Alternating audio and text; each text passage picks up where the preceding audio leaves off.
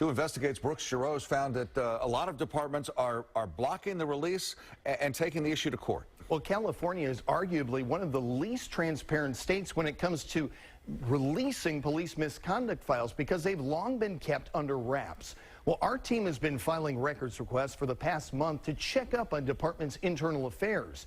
And we were surprised to find that some departments refuse to comply with the new law. It's a job that's unpredictable. Keep your hands up. Hey, keep your hands up. Involving choices. Come here. And decision-making. Stop. What are you talking about? What are you talking about, bro? Put your hands up. Why, dude? Put your hands up. Someone said you have a gun. Put your hand up. For 40 years, police officers' conduct in California has been hidden from public view. Put your hands up. Until now. Put your hands up.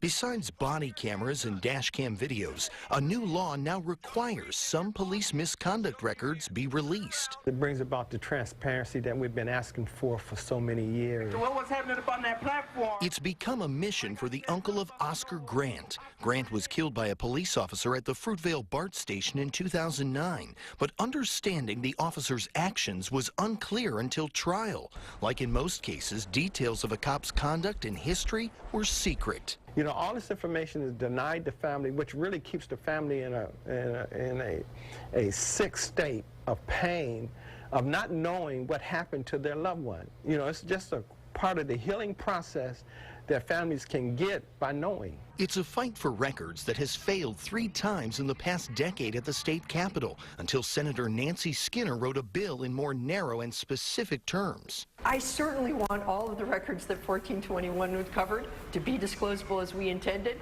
The Right to Know law, effective this year, requires police departments release some personnel records, specifically an officer lying, engaging in sexual inappropriate behavior, or using force causing injury or death. Why is it so important to have these records be made public? Because good public safety relies on the trust between law enforcement and the community they serve. But the police community has mixed feelings. 2 investigates sent dozens of public records requests. We asked for the last 5 years' worth of potential police misconduct files. These 8 departments responded quickly, though Berkeley and Mountain View said over that time there were no cases. Get your hand off the gun! Get your hands up! A dozen departments, including Oakland and San Jose, said they needed more time. And San Francisco even responded, saying it would be burdensome and time-consuming. But nearly another dozen departments across California are fighting to block records prior to 2019 from ever being released. Unless the legislation says it's intended to be retroactive, it's not. It is prospective only. Attorney Mike Raines is representing many of those departments in court. He says the law is clear. No police personnel records before January 1st should be made public. What we're concerned about is the media, the public, may not be able to gather the totality of the information that they should if they get simply documents about a case that is dated and the proper follow-up can't be done. That is certainly a danger.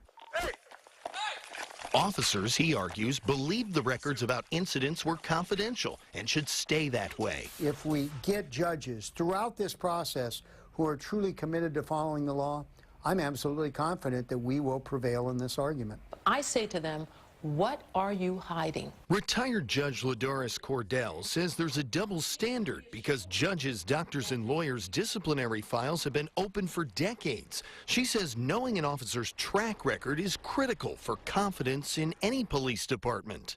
Any system that is shrouded in secrecy, shrouded in confidentiality, is ripe for corruption. It raises questions about potentially dirty cops going under the radar, like Golden State Killer suspect Joseph D'Angelo. He worked at 2 small-town police departments, and now, decades later, accused of more than a dozen murders, 45 rapes, and 100 burglaries in the 1970s and 80s. Did those agencies have records of the type of activity that he has now been proven to have conducted?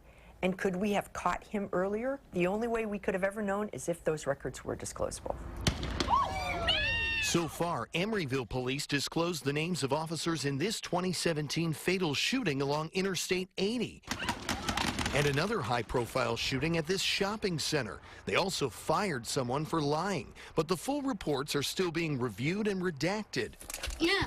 Stop it. Stop kicking me. Stop resisting. In Sonoma County, Rio Vista police fired 2 officers for fabricating police reports.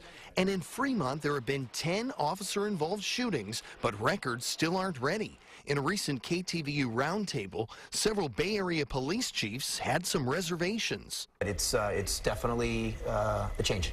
Chief Scott, should it be retroactive?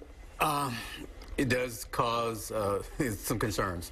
The biggest concerns, they say, time, effort, and cost. Burlingame's police chief told us we'd be charged more than $3,000 for city employees to redact audio, video, and documents. And the city of Inglewood reportedly began destroying documents to avoid their release. That, to me, is outrageous, and I'm hoping that someone can find a way, one, to stop this kind of activity, and second, those who have destroyed records should be held accountable and they should be punished for doing this. After all, accountability is part of the reason for this law. Already, we found a handful of officers fired for lying or sexual misconduct. While many departments launched their own internal investigations, transparency advocates say the right to know keeps police from simply policing themselves. This disclosure is completely appropriate, completely reasonable, and I believe it will be upheld. As the long arm of the law takes on the new law in what has become a legal showdown. In Contra Costa County, police unions will be in court tomorrow. They're arguing that this law should not be retroactive. Other cities like Antioch, Concord, Richmond, and Walnut Creek are waiting for the outcome of that case before anything is released. Now, we've also made it easy for you to look up your local police department. We have a map attached to this story at ktvu.com/2investigates. Our team will keep updating the map as more of our record requests are fulfilled. All right, Brooks, thank you. Welcome.